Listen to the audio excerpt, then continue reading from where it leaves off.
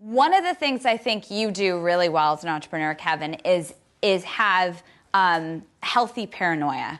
And I think that healthy or productive paranoia is incredibly important to setting yourself up to endure extreme seasonality. Because as we know, things can shift quite rapidly in our world.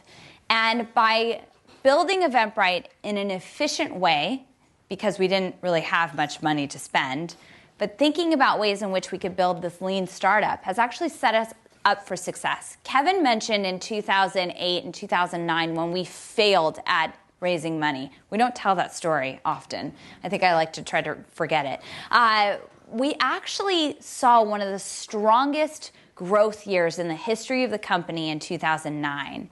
And the reason was people were coming in droves to adopt the platform to generate revenue on their own. So think about people who had either left their corporate jobs or lost their corporate jobs due to the macroeconomic environment and had discovered Eventbrite to use our platform to teach classes based on their skills or to gather people around common passions and generate revenue. We saw these do-it-yourselfers come onto Eventbrite in 2009 as a massive trend.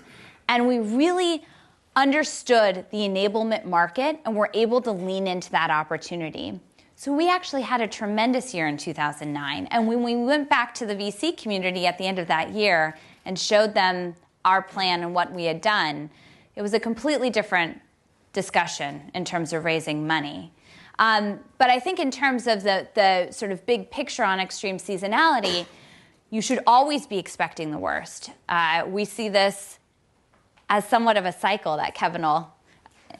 Yeah, this is not to scare. It's to just make you aware that our startup organisms have to survive in different environments, and we can become a kind of very happy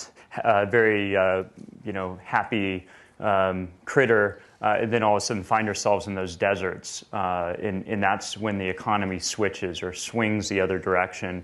And that is like if there's any concerns or any notion of what's happening today. Today we're in one of these extreme, wonderful periods, and when people ask how things are going, it's wonderful.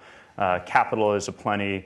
There's so many opportunities out there, but things inevitably change, and it's really a chance. It's this Darwinian notion, again, back to the organism analogy or the biology analogy, is that the conditions change, and you don't want to be a non-adaptive critter during one of these periods. And yes, it happens, I don't know, 7 or 8 years. We can't really predict when it does. If you look up at the kind of last 4 impacts that have really struck hard at technology, you see over those years, it just periodically happens. And we talk a lot about the pendulum of capitalism and how, as a startup, we act during each of those periods. So when times are going really well, we want to certainly take advantage of that. But we also want to think of how we continue to increase our efficiency. And you're starting to hear that in the market today out there. There's more tweets and discussions of, well, things might be getting a little overheated. Let's really think about the money we're spending, because at some point the pendulum, it never shifts back to the center. It always swings to the extreme other direction. And that's, again, that Darwinian period where survival becomes a challenge, and building an efficient organization, being able to say, having optionality, that you're not just dependent on your next $20 million venture capital raise that you've planned out, and then the market window closes, that dries up. What do you do in that case? That is the mode of thinking as a startup, is to have an option A, B, and C, and not just the option A of the big financing.